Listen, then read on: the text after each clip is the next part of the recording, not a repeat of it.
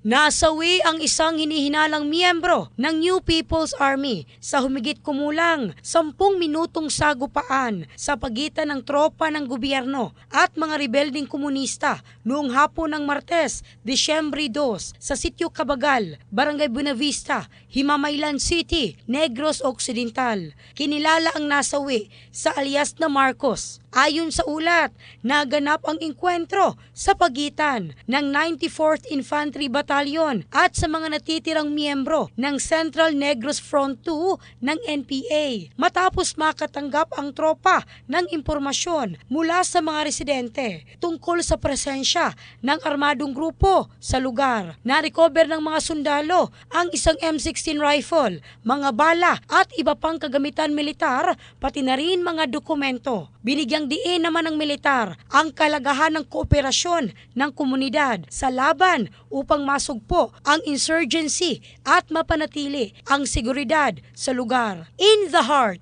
of changing lives, ako si Michelle Craste ng Brigada News Philippines, the Music and News Authority.